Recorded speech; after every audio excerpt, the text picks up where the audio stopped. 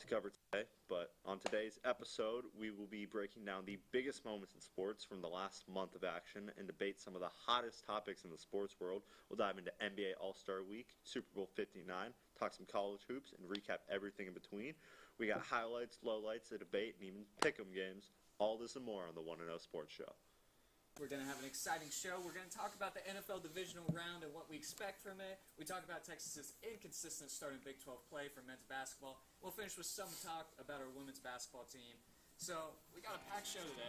I got to go the other way. You know, Texas A&M, they got a lot of identity issues. Are they an agricultural school? Are they military? Are they blue collar? Are they academics? They're all over the place. So now, I'm always a sucker for a one-handed catch. I have tiny hands. I need 3 of them just to catch a football. So this one-handed grab in the end zone, that's just super impressive in my eyes. That's going to be my play of the week. Mayo pour on college game day. Look at this. Just the guy and the North Carolina, South Carolina game. He was just straight eating it, shirt off, rubbing it on his body. Hey, listen, the Cinderella story ends here, Texans. I'm sorry, man. The chariots turned back into the pumpkin. It struck midnight. Whatever you want to say, I think it ends here.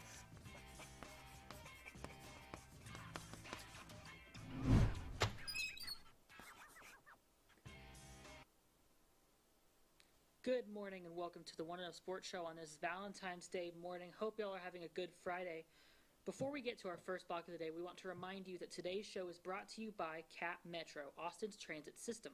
We connect you to work, school, play, and everywhere in between, so plan your ride to your next Longhorn game at catmetro.org. Getting into our first segment of the day, we're going to go into our Who's Hot and Who's Not of the Week.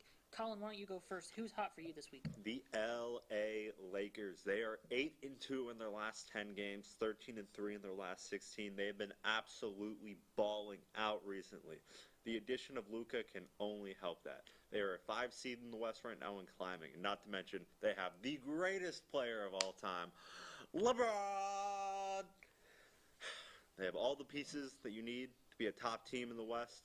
If the Lake Show keeps playing like they've been playing the last few weeks, they're going to be a real tough team to stop. I think they have a legitimate shot at the championship this year. What about you, Tyler? Absolutely have to agree with that. I'm going to go a little bit home. Second week in a row, I think. I'm going to pick Texas women's basketball. Absolutely deserved. Booker Wins inside against to Taylor number 2 Jones. This ranked post. South Carolina. Number 8, Kentucky. A couple days ago, 24th ranked Vanderbilt. It is a well-oiled machine. Booker is on fire, scoring from everywhere. Taylor Jones has found her place, getting into the paint, getting rebounds, getting those second chance points that are so consequential to these Texas wins, especially seeing that they don't score a lot of three-point shots. It is a well-oiled machine. Vic Schaefer knows what to do. You have a bench of Preston and Oldacre who can come in when the other players need rest and still be effective offensively and defensively. There is no shortage of talent on this team, and they have shown it in these past couple of games, beating these ranked teams, having that clutch gene, finishing games out, and winning these games. Well, now we got who's hot out of the way. Tyler, who has been falling off recently? Who's not? Who's not? I'm going to go with the Phoenix Suns. They were in a play-in spot, and they have just not been good of late. They're into the 11th seed in the Western Conference. They couldn't get Jimmy Butler, even though they tried. They couldn't sell Kevin Durant, even though it seems like that they tried. They have one of the highest payrolls in the league, about $220 million, and what do they have to show for it? A 26-28 record.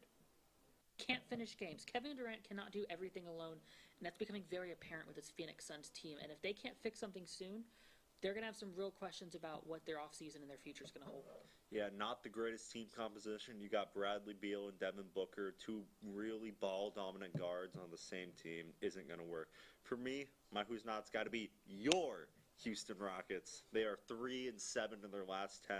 They used to be a 3 seed. Now they're down to the 5 seed. Talk about a fall from grace. This Rockets team, who was performing really well at the start of the season, was just not hitting it anymore. You know, you can talk about Fred VanVleet being injured, but in reality, there's no reason why you should be losing 70% of your games in a 10-game stretch if you're supposed to be a 5 seed, or if you're supposed to be a 3 seed, rather. You know, it just shows that there's a long way to go for this team to become a contender. There's a lot of room for improvement. Yeah, and you said something that you can't always talk about Fred VanVleet, and that's part of it, because right when he got injured, you lose that piece. But you have to be able to have depth, and you have to be able to have people who can step up when your players are injured and not become a catastrophe for your team, and that's what's been happening with the Rockets. Van Vliet being out should not have as much of an effect on the Rockets, but they haven't been able to figure it out, and that's something they're going to have to work on. There's a lot of chemistry that needs to be made. There's a lot of young talent. We'll see if they can rebound in the future. Right. Well, moving on to what's trending, let's talk about the biggest news in the world of sports. Tyler, on Sunday, the Eagles took down the Chiefs 40-22 in a complete beatdown.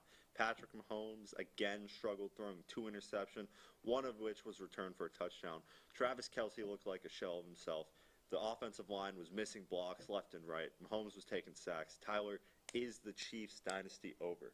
It is not. Here's why this Chiefs dynasty is not over. Yes, this was a bad game on basically every front, and it was not as close as the score dictates. It was not an 18-point loss. It was a beatdown with 2 garbage time touchdowns from the Chiefs. Here's why their dynasty is not over. Because their main pieces are pieces that are easy to build around. They have a good coaching staff in Andy Reid and Steve Spagnuolo. Once you can get some wide receiver, like a little bit of receiver help for Mahomes, if Kelce can either stop doing what he's doing. Kelsey's never been good at blocking. That's never really been his forte, so maybe get a blocking tight end.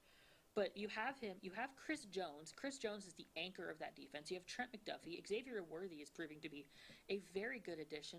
Teams like the Chiefs, who are in this dynasty position, are in a really great place because they are able to reload instead of rebuild, and that's a privilege that you only lose when you decide to lose it, when you have the pieces that the Chiefs have. I anticipate they're going to make some draft picks. They're going to try to sign some people in the offseason, and they're going to reload, and they're going to be fine. Let's remember that the Patriots dynasty was a 2-piece. There was a bit of an early 2000s. There was a 10-year break, and then it happened again. Breaks like this are common in dynasties. As long as they reload and do everything correctly from a managerial standpoint, they will be absolutely fine.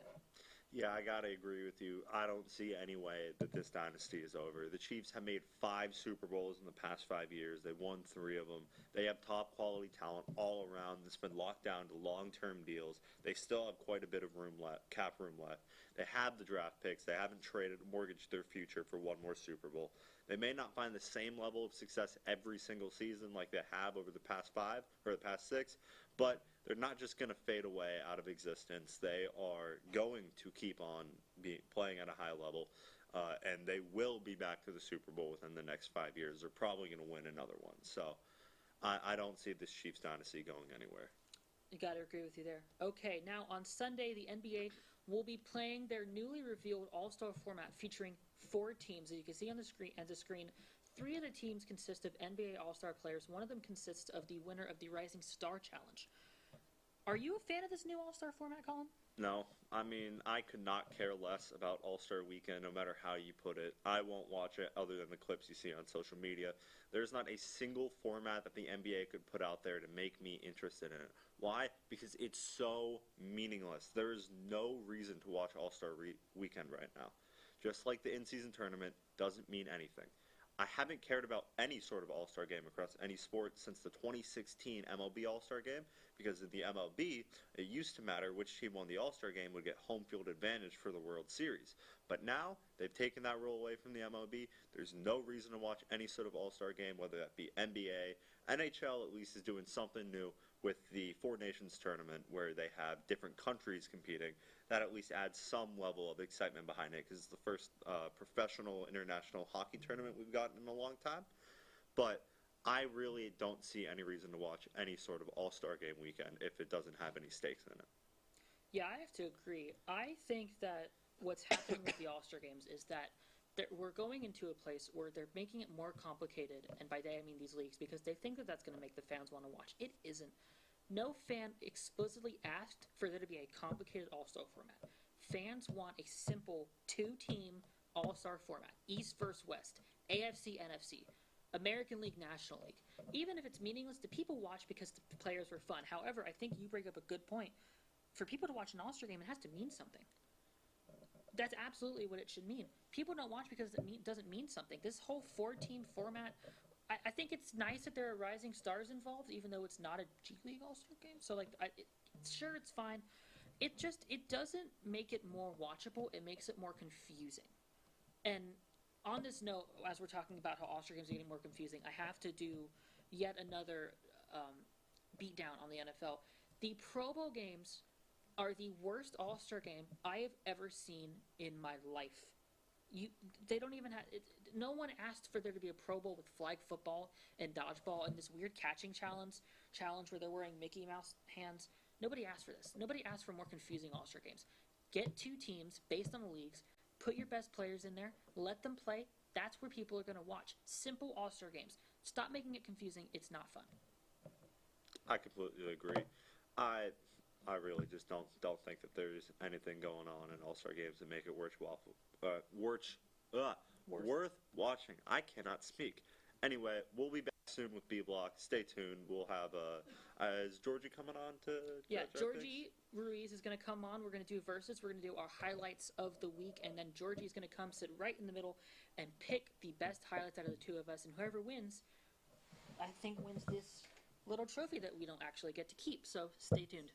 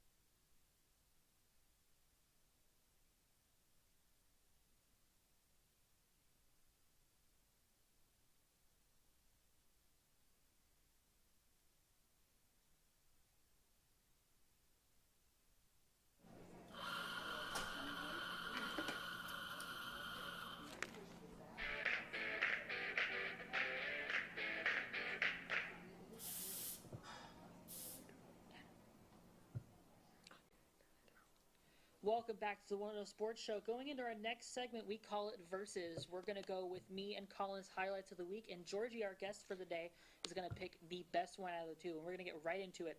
Our first Versus, the best play from the Super Bowl. Colin, what do you got? I got my Jackie Robinson with a pick 6. Cooper DeJean, the white quarterback. This play, this got me out of my seat. This got me jumping jimmies. The exciting whites secondary of the Philadelphia Eagles.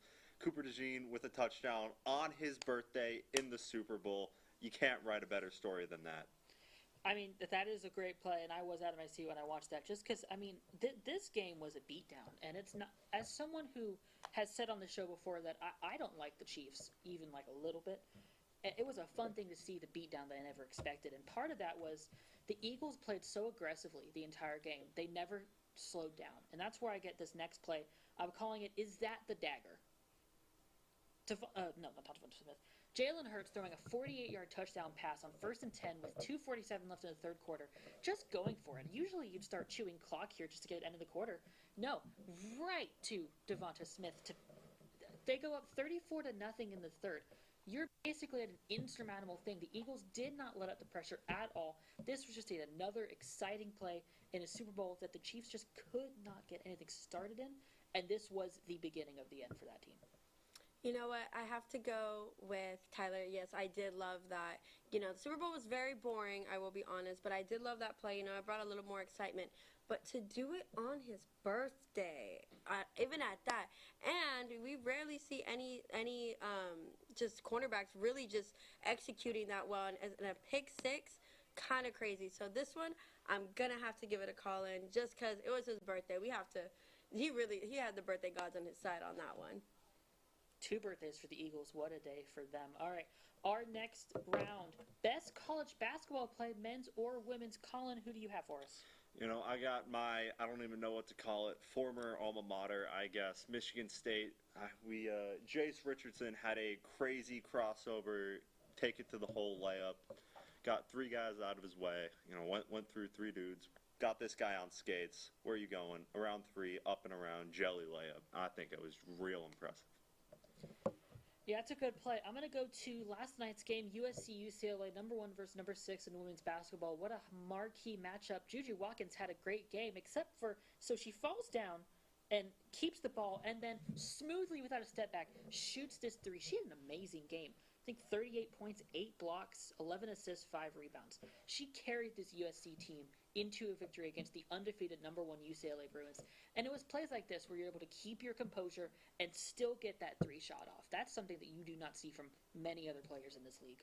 Well, you know what? I have to, Colin, I will say that play was definitely a little bit of a game changer. Definitely brought a lot of momentum. But Giorgy Watkins just being able to recover and just like you said, she just so smoothly just stepped back and boom and got that 3. And I'm pretty sure that helped them beat the number 1 team in the nation. So I'm gonna have to give this one to Tyler because that one was definitely it showed how Juju can literally just stay in the game and keep her mind focused on the game itself. So I'm gonna give that with Tyler. All right, well, next we got the best NBA play. Tyler, who you got? I'm going to go to Thunder Timberwolves. Thunder, one of the best teams in the league. Anthony Edwards, one of the best players in the league. He has the ball, and he's going to go. Holmgren is in the paint, one of the tallest players in the NBA, and what a poster dunk. Everyone on the sideline is going absolutely crazy. These are the types of poster dunks you want to see when you have these marquee matchups. Anthony Edwards versus Chet Holmgren. It gets everyone out of their seat. The crowd goes wild. I don't even actually really know if they won that game because we researched this way too late at night last night. Mm-hmm. But what a poster dunk just to send a message to the Thunder like, hey, you might be the better team in terms of record, but we're not coming and submitting easily. Yeah, well, me personally, I got the son of the greatest basketball player to ever play the game, LaChild, LaGrown-in-a-Lab teammate, LeBron James Jr., hitting a sick crossover, getting his defender off his feet, sending him backwards, step back in his face, 3, nothing but net. I can't talk about a more perfect play execution. Let's run it back for a second time, just so you can watch this greatness out of LaChild. Step back, in his face, gone up 3, bang. All right, I should add that the Timberwolves did win that game, so that's just a little tidbit I have to add in there. Well, I do love when a guy can, dunk, especially in such a heated game like that, especially in the NBA. You always love that. But, LaChild, I guess, if you want to call him that. Nepo baby. Nepo baby definitely is a Nepo baby. So it's actually pretty good to see him do something. It's like Thanasis hitting that hezzy he hit last year. But he made a basketball shot. Exactly. He did it without his daddy. So it's so good for him. So you know what, Hey, Colin? Michael Jordan's kids are getting DUIs. LeBron's kids are in the league, so... At least he's doing better than they are. You know what? Even after all that, I guess I'll give it to LaChild because he finally did something without the help of his papa. He did something every NBA player does once, except Shaq did it once. Okay, I was like, Shaq didn't shoot 3; he did it once. Okay, number 4, the 4th round of this segment. We call it the Will Levis segment, but football has just ended, and Will Levis hasn't been relevant since the Titans got the number 1 pick.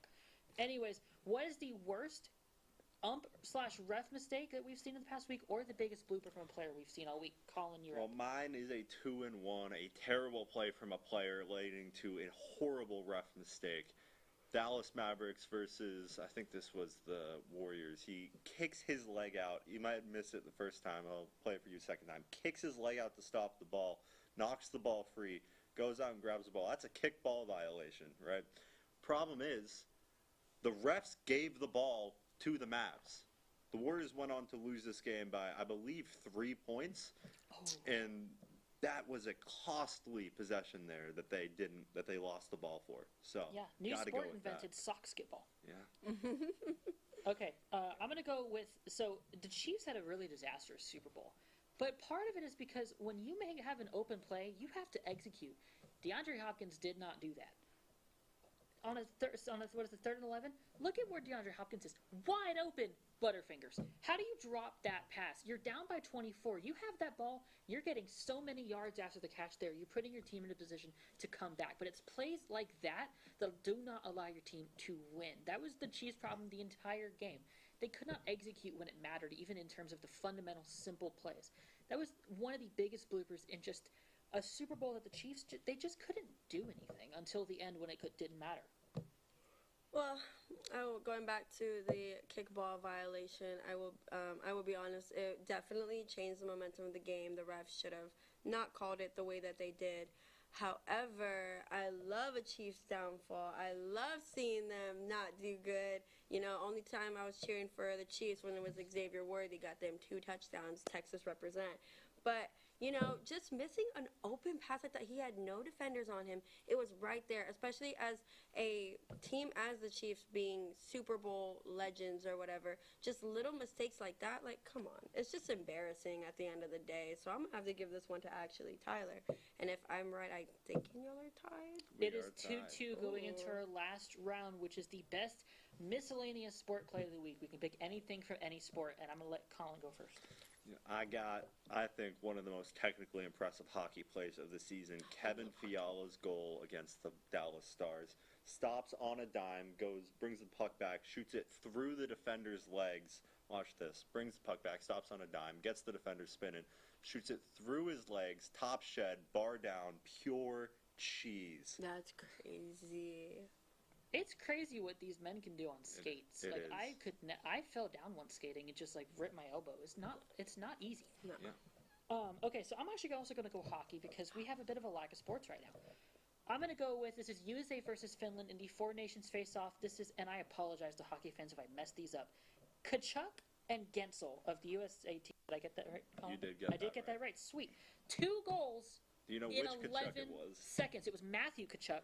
Matthew Kachuk and Jake Gensel. 2 goals in 11 seconds? That's insane. That's no time at all just to get up to this lead over Finland. Wow. USA pride, and we're talking about this in the All-Star debate, how the Four Nations face-off is kind of a cool addition because we have nations facing off against each other.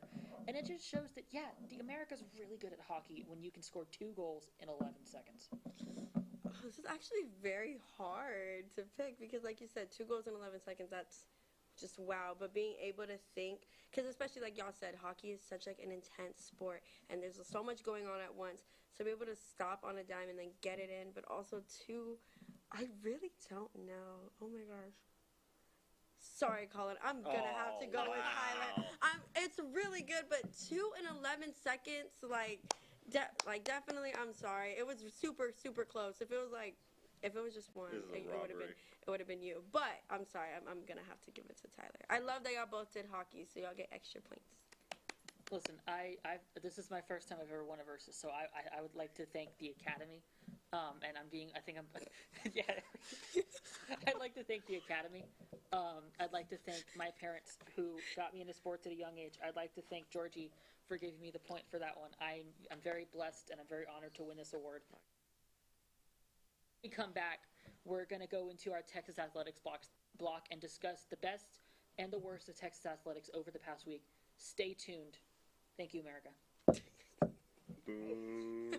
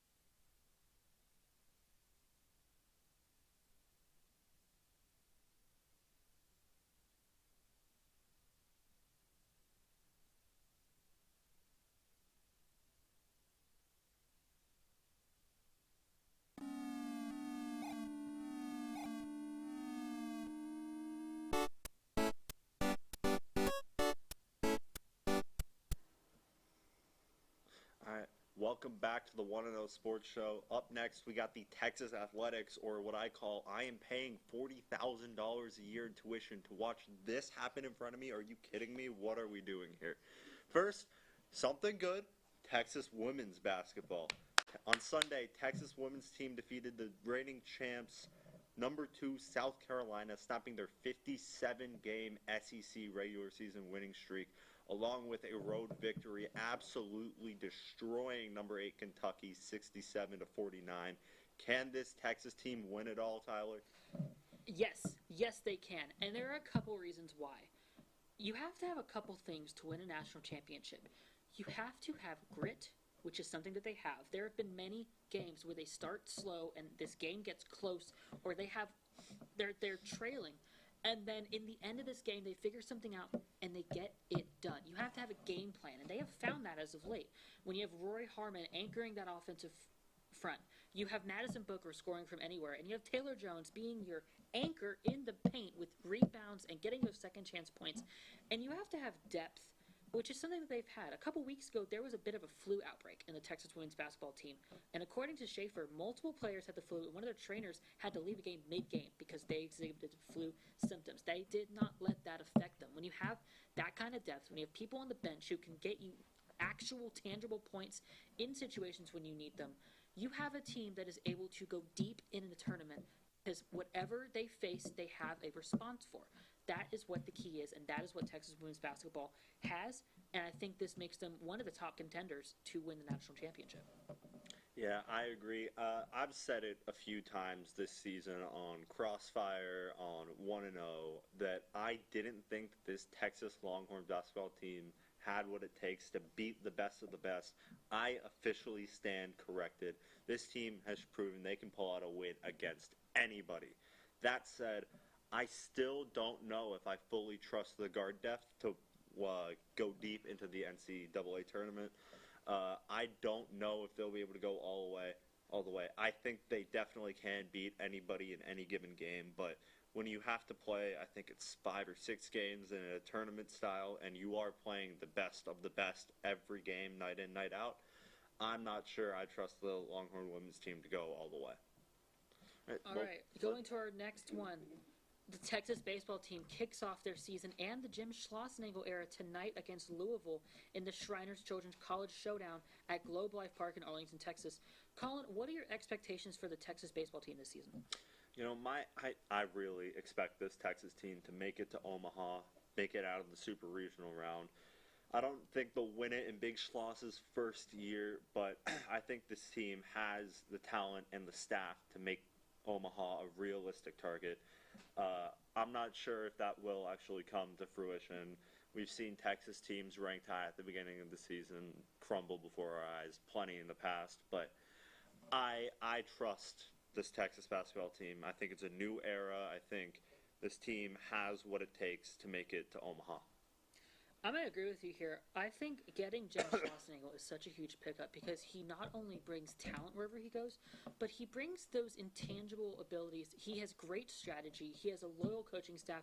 And what he's been able to do at TCU and A&M has been unmatched in college baseball. A&M nearly won a national championship last year, which they haven't ever done in baseball. They were so close. Texas's main problem lately has been their rotation, which Schlossnagle has been known to be extremely good at making sure that his pitching rotation is spot on and gives their offense a chance to win the game. The Texas offense is already very good. He has a great strategy. He knows how to utilize the lineup. I think he's also just a great coach for these players because we've seen people come out and say, yeah, he was a great coach.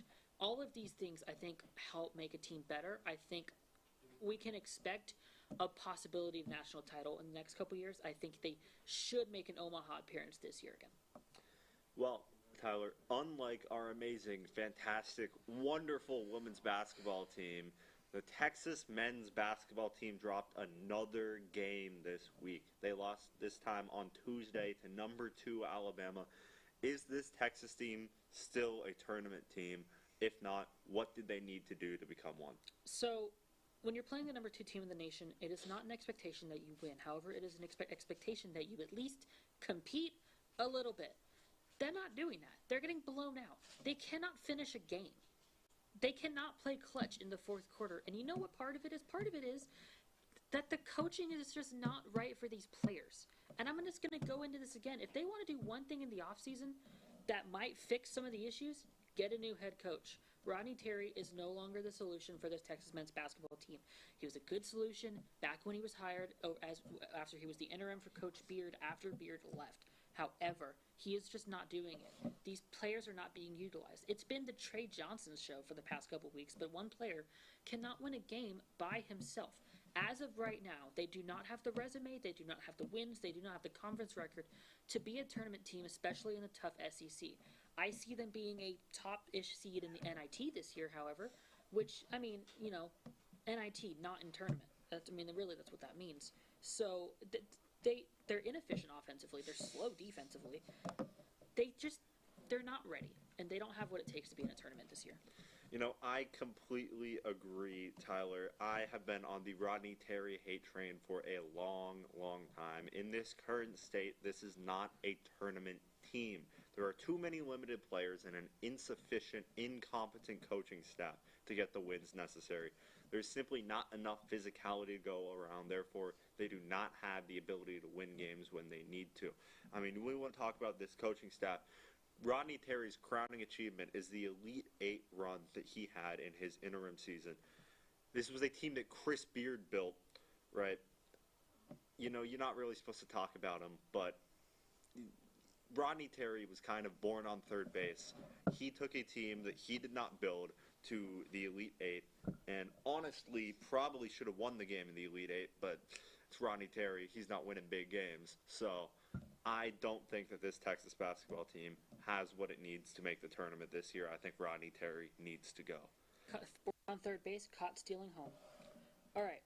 That is going to end our Texas athletics block. Stay tuned. We're going to go into a segment we call 10 Topics, 10 Minutes. A topic a minute. We're just going to start talking about these, get some takes out in the air. We're going to see what happens. Stay tuned.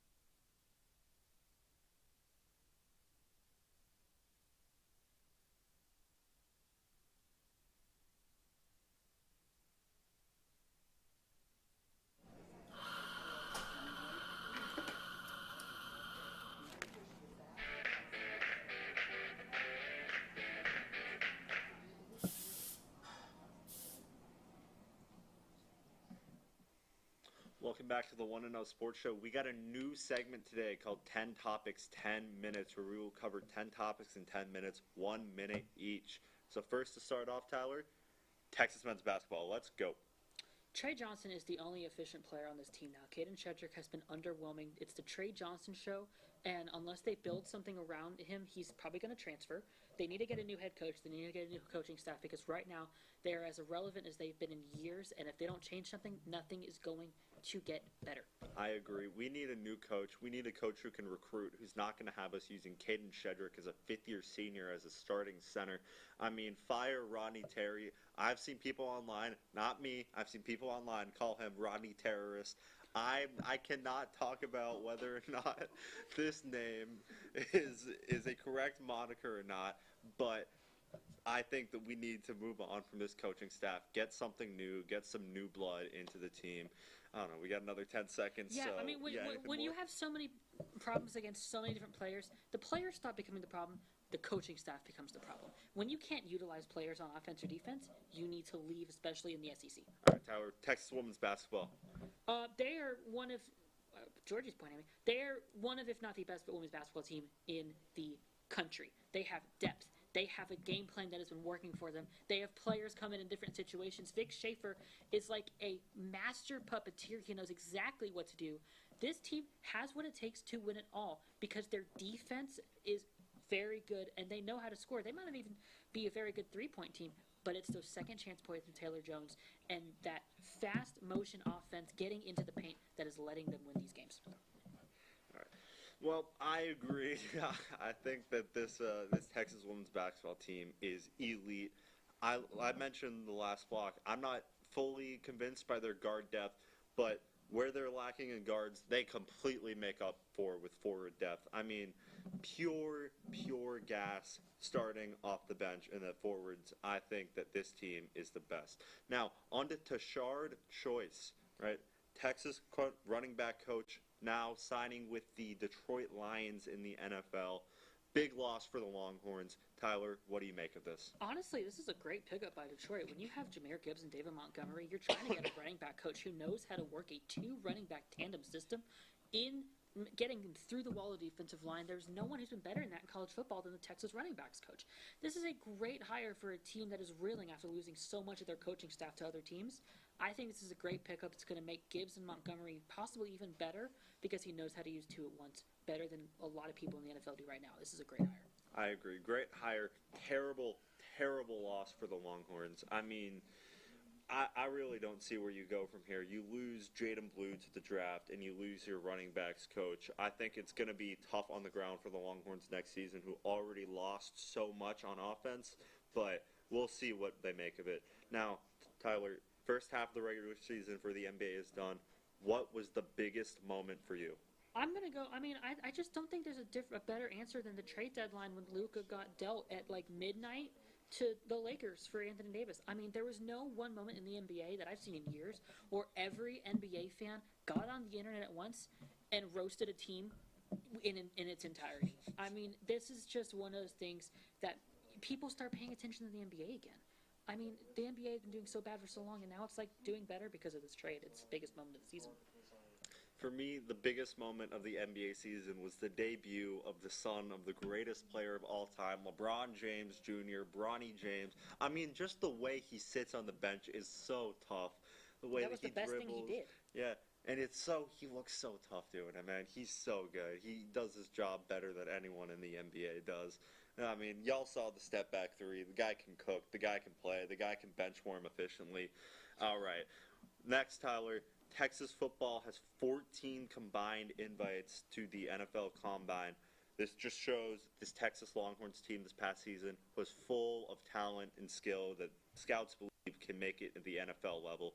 What do you make of this? Texas is one of the few remaining colleges in the country that is building a college football program made for people to go to the NFL. Sarkisian is building such an amazing program that is developing players, keeping them at Texas. We're getting not a lot. I mean, people don't transfer. Arch Manning is still at Texas because we're building a program here that is making NFL player making NFL caliber college athletes even better, and that's a thing that's going to keep Texas relevant in college football for years. And that's a thing that brings a lot of draw. That's part of the reason Bill Belichick got hired to UNC. I would expect UNC to perform pretty well over the next few years.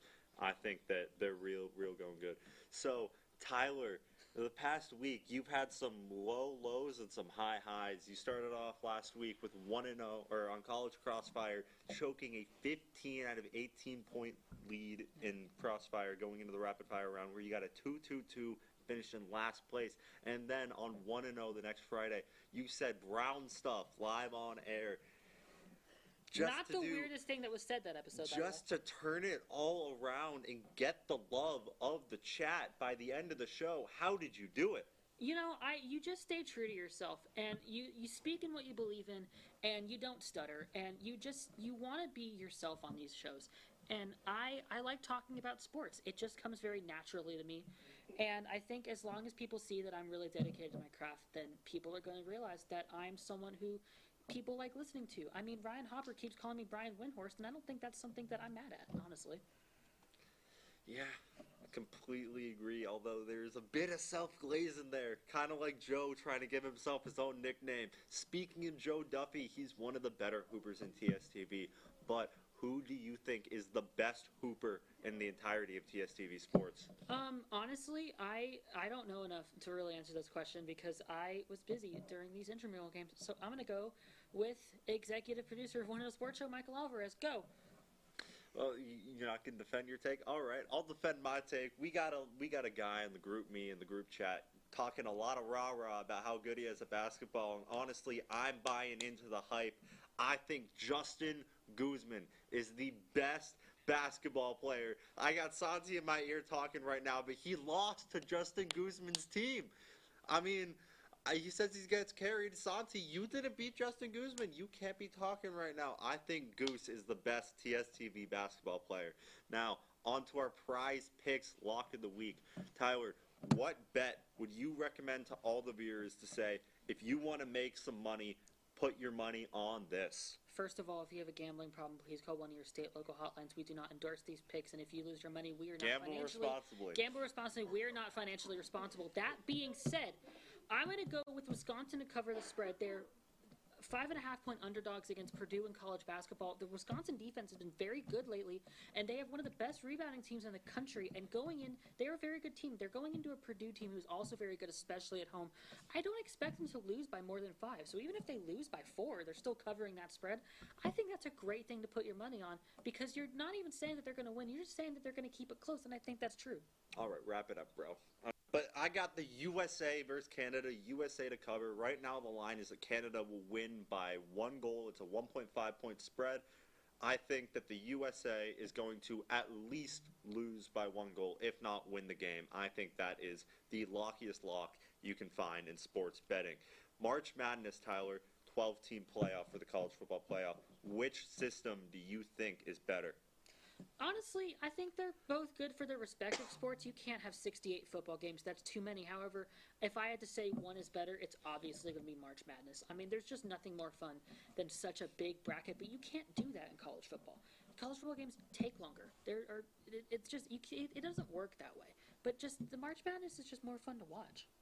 I think that the saying, if it ain't broke, don't fix it, also applies in the reverse. If there's something that you don't change and it will never change, it is because that thing is so great. That is why March Madness will always keep the 64-team tournament. I think that format of playoff is the best for the sport that it's in. It gives you great moments. It gives you upsets. It gives you great teams that win the championships. I think March Madness is the best playoff tournament in all sports, college or professional. Now, Tyler, what is your hottest take of the week? I'm going to go to golf here. He's had a very hot start in this PGA Tour. This is the year Rory McIlroy can win the Masters. If he doesn't win it this year, he's never going to win it. A first-place finish in Pebble Beach, a tie for 4th in Dubai. He's currently at an even par at the Genesis, and he has a pretty good shot to get into a higher place in these next couple of days. He's just showing he's out of his head right now. He's swinging well. This is the year, and if it's not the year, it's never going to be the year. Yeah, I completely agree. I think Rory is going to have to win something this year.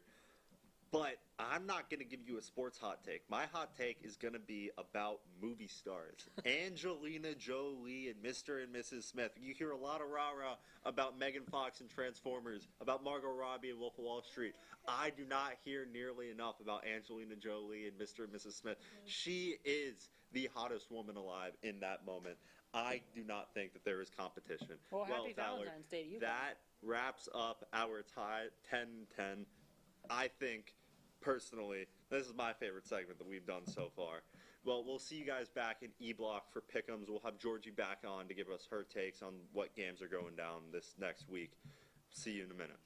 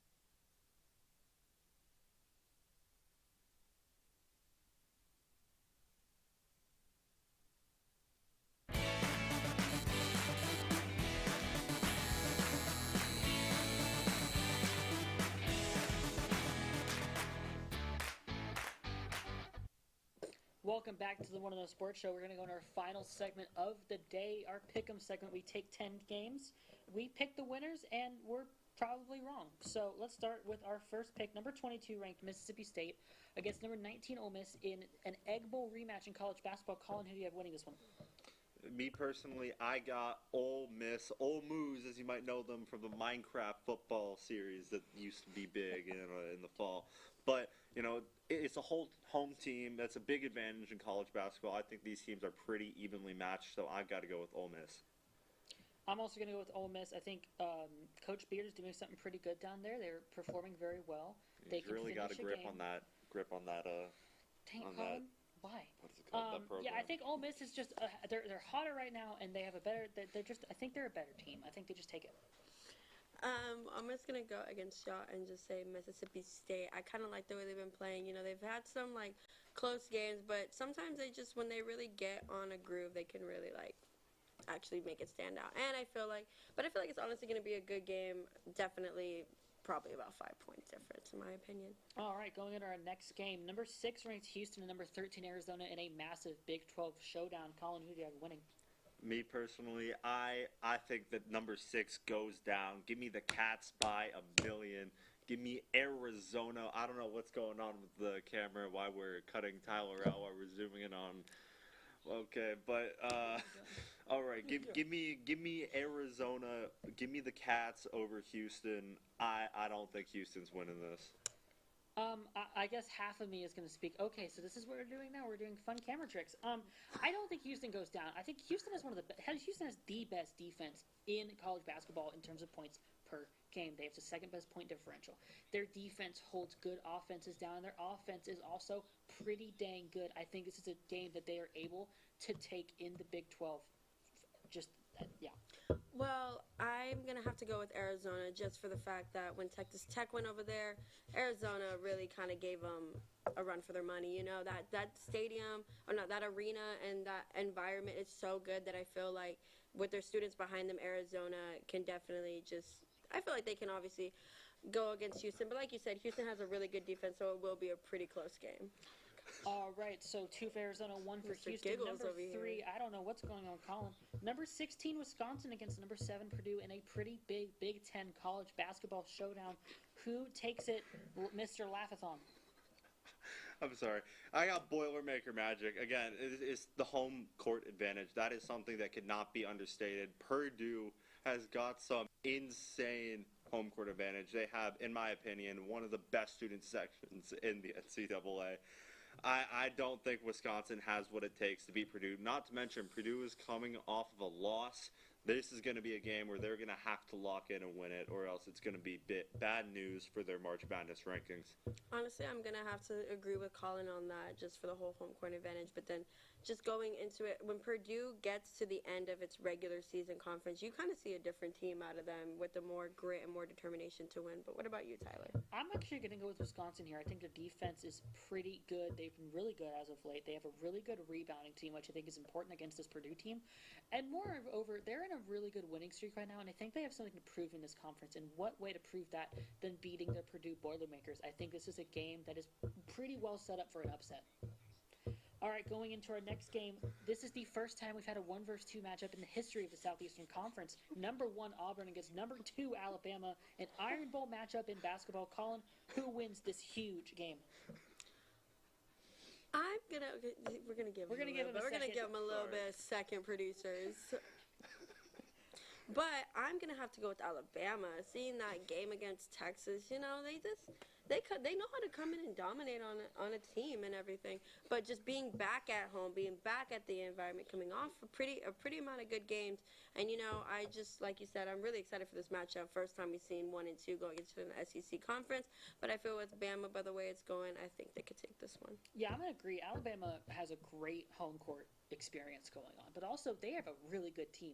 They are effective on every side of the ball. I don't know, I'm saying every side. It's like they're good on offense, they're good on defense. They have what it takes to beat good teams. Texas is not a good team. That's not really a great example. But I just think with the home court, they have what it takes to beat Auburn. I honestly think Alabama right now is the best team in the country. You know, I disagree. I talked a lot about Auburn, or about home court advantage and how big that is, but I think this Auburn team is the best in the country. I don't think Alabama is even close. I think Auburn walks into Tuscaloosa and makes a statement. I think Auburn is going to win in T-Town. Give me the Tigers. Boo. All right, so we're going to go into number 24 Creighton against number 9 St. John's. St. John's, one of the great stories of the year. Rick Pitino doing great things over at St. John's. Colin, who do you have winning this matchup in the Big East? I got the Johnnies. I think Rick Pitino is absolutely a top 3 coach in the NCAA right now. I think that this St. John's team is at the top of the Big East. I do not think that Creighton will even come close. I don't think they don't even have the home court advantage. Give me St. John's by 1,000,000. Honestly, I would agree on Colin on everything. What that's going on. I would agree on Colin on everything he said. I'm so sorry. But I love an underdog story. I'm going to go for Creighton just because they need some people on their side. So. Okay, Creighton, you know, doing pretty good 24. I think St. John's is on a roll right now. Rick Pitino knows what's due for a team. He has had a history of having a pretty mediocre, slightly okay first year with teams and then doing amazing things second year. This is second year Rick Pitino at his finest. He's going to take this win. I just think he has done such great things with the St. John's team. They can beat anyone that they play. He's that consistent. Going into number 6, we're done with our game pick'ems. We're going to go into NBA All-Star Week now. Who wins the slam dunk contest, Colin? I think Mac Circus Clown, the guy they only bring out once every year to play in this, you know, in the dunk contest. He doesn't get to play in his NBA games. They keep him in the G League almost solely so that he can come out and dunk in the dunk contest. He's going to do some basic, I can't say what I want to say. He's going to do some basic dunks, and he's going to get 48s and 49s, and he's going to win for the third time. I'm not watching this, but I think it's just embarrassing that they only keep this guy around to do these dunk contests, and they won't give us Jaw versus Ant. Yeah, I think with the slam dunk contest is kind of embarrassing. I mean, gone are the days where you have Vince Carter and Aaron Gordon and these players making these insane dunks. It doesn't exist anymore. When you keep a team, I mean, Mac McClung, when you don't have NBA minutes, you shouldn't be in the NBA slam dunk contest. And there's not even that good of dunks anymore. You're not seeing anything original. All you're seeing is someone doing something basic really well, getting a 48, and winning because other people are... There's no creativity anymore. It's not fun to watch that slam dunk contest anymore, and that's really sad. Yeah, honestly, I'm gonna have to agree with y'all. That's just something that as soon as it comes on, you don't even pay attention to anymore. I don't know if y'all were at the past women's basketball game, but they're doing flips. They're doing some extra little stuff. Like, we can mix this up a little bit. This is definitely not something that, like you said, the average viewers. Use trampolines. Exactly. Let the players use trampolines. Put a padding right underneath the basket. Trust me. Do something. Just something exciting, because we know at the end of the day, spin move dunk, cool. 360 dunk, 180 dunk, cool. But at the end of the day, you flew super high. Nice, but no, put a trampoline in there, put some padding in there. Let's see some flips. Let's see I want to see cool stuff. Who said it on Crossfire Wednesday that they want to take the shortest players in the NBA and jump over all of them, and so that you can posterize 3 players at one time? Let's do that. Problem is that you need like a 15-foot vertical for that still, because 3 5-foot players. Trampoline plus Wemby. Come on, hear me out. Hear me out. He okay. soars. That being said, I think we all have an agreement on Mac McClung because it's kind of just a done deal anyway. Yeah. Okay, going on to the 3-point contest, something that is still somewhat okay to watch actually. Who do we think is going to win the 3-point contest, Colin? I think Norman Powell. No. Give me Motorcade Cunningham, as I've been calling him recently. I think Cade Cunningham is an elite 3-point shooter. I think he is that guy. I think that he is the best 3-point shooter in this competition. I don't know why they aren't going to bring Steph back out for this, but I guess he forfeited his appearance in that. So, give me Cade Cunningham. All right, I'm going to go with Damian Lillard. He has 10th in 3-point percentage in the NBA this year. He is just someone, you give him a ball and no opponent to the 3-point line, and he makes it more likely than he doesn't. And he's great in these types of situations. I think he's just going to take it. He's a veteran, but he's not washed. And I think that's really important because he has the experience. And I think he's just going to take this competition. Give me white boy Tyler Hero. Let's be real. Like, he has some good stats. He's definitely an underdog in this, but he's there for a reason, and I'm counting on him. He's the only white guy in the tournament. Only white guy in the tournament. He has to represent. Come on, guys. I'm surprised y'all didn't pick him, but just saying. I gotta get. You know what? Underdogs. I gotta go for him. You never know. White boys can shoot, guys. White boys can shoot. Can jump. White boys all right. They can't jump. They can't jump. They can shoot. All right, number 8 are going into the NHL 4-Nation Face-Off Tournament. Canada versus USA. We kind of touched on this earlier in the show. Who do we think is going to win, Canada or the United States? USA. I don't trust Canada's goaltending at all. I think the USA is the more talented team in the tournament. Connor McDavid, Sidney Crosby, I don't care. Give me the boys in blue. All right, I'm going to go also with the United States. Now, I know less about hockey than Colin does, but I think they're on momentum, and I think that they score really good, especially with, we saw one of my highlights was Kachuk and Gensel getting those 2 goals in 11 seconds. It's that kind of offensive game plan that I think is going to win, and if that goaltending is as suspicious as Colin says it is, it's going to be a pretty easy game for the U.S. to win. Yeah, my friend is very big into hockey, so he always has it on. So even when I don't want to watch, I'm watching. So definitely the USA. I've seen the goaltending from Canada. It's very messy. They're not, especially when it comes to their goaltender. They make the little mistakes that the USA teams make. Like, that's just rookie. That's something that you need to not. You can't make these mistakes when you're trying out for the team. So I'm gonna go for USA. They're more together. They're way more aggressive, and they really be pulling out some really amazing stops and scores. Yeah, before we get to the next one, I'm going to input my theory. NHL needs a Houston team real bad. Anyways, going into the next one, Four Nations Face-Off Tournament Part 2, Sweden versus Finland. Who do we think is taking it, Colin? Well, Finland got pumped 6-1 yesterday, and Sweden took Canada to overtime 4-3. Why are we going? Okay. What are we doing with the camera, Some guys? people are having too much fun in the control room. Yeah, fire Santi, honestly.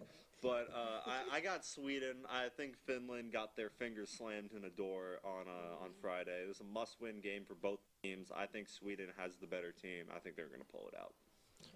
I personally think after a loss like Finland had, I feel like this will actually give them more momentum to hit those like bad spots and make sure to just clean up their game more. So I'm actually going to have to go with Finland on this because a team coming off of a loss and going against a really put together team like Sweden, they're going to be more mentally focused on the game, and I feel like they can actually pull it off. What about you? I'm going to have to disagree. I think a loss like that takes you off the game. I think they try to overcorrect, and I think they fail against a Sweden team who's just very good. And I don't think Finland has it. Okay, going into number 10, All-Star Game picks. We're going into this new bracket format.